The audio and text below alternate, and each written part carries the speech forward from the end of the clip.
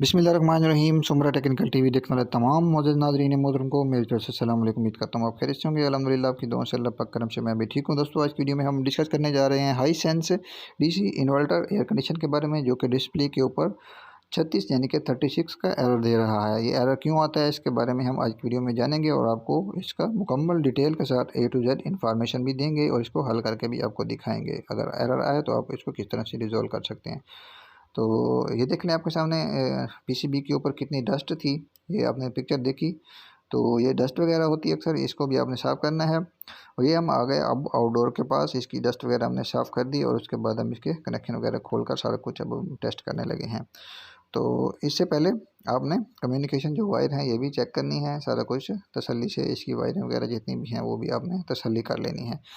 और इससे अहम बात जो कि इन्होंने सर्किट के ऊपर ही एक एरर कोड जो है उसकी लिस्ट जो है वो लगाई हुई है, वो भी मैं आपके साथ दोस्तों शेयर करता हूँ, दिखाता हूँ। ये देख लें 36 का जो एरर है दोस्तों, इन्होंने कम्युनिकेशन यानी कि इंडोर से आउटडोर को की जो वायर आ रही होती है उसका बताया है। तो हमने इसकी वायर भी दोस्तों चेक की, तसल्ली की, उसके बाद भी इस्लाम का मसला जो है हल नहीं हुआ। तो एक तो आजकल बारिशों का मौसम भी है और नमी का मौसम भी चल रहा है, जिस तरह के हबस के महीने आते हैं उसमें नमी दोस्तों काफ़ी होती है हवा में, तो नमी की वजह से भी ये मसाइल आते हैं। तो इसके अंदर भी यही हाल है, काफ़ी नमी पैदा हुई है जिसकी वजह से ये पीसीबी में प्रॉब्लम खड़ी हो सकती है। अब हम ट्रायल लगाएंगे, चेक करेंगे। तो इसको आपने टेस्ट इस तरह से करना है कि पहले आपने इंडोर से आउटडोर से जो वायर है उससे शुरू होना है और उसके बाद भी अगर मसला रिजॉल्व ना हो तो फिर आपने पीसीबी की तरफ आना है।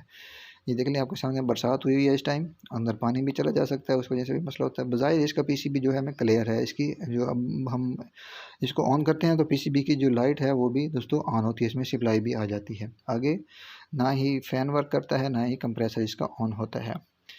तो अब हमने इसके दोस्तों तारें भी चेक कर ली, सारा कुछ चेक करने के बाद इसमें दोस्तों कितनी गर्द गुबार थी, डस्ट थी, वो हमने इसकी साफ़ की है। अब हम इसके जैक उतारेंगे, वो भी हम इसके अच्छी तरह से साफ़ करके फिर लगाएंगे। जितनी भी मिट्टी वगैरह हमें नज़र आ रही है वो भी हम इसकी साफ़ करेंगे। और उसके बाद अगर मट्टी ब्रश से साफ़ करने के बाद हम इसकी सीटीसी लेंगे, जो कि मोबाइल रिपेयरिंग वाले रखते हैं आप अपने पास, तो उसको हम अच्छे से इसको इसके ऊपर बोर्ड के ऊपर डालेंगे और उसके बाद हम एक साफ़ ब्रश से इसकी फिर से सफाई कर देंगे।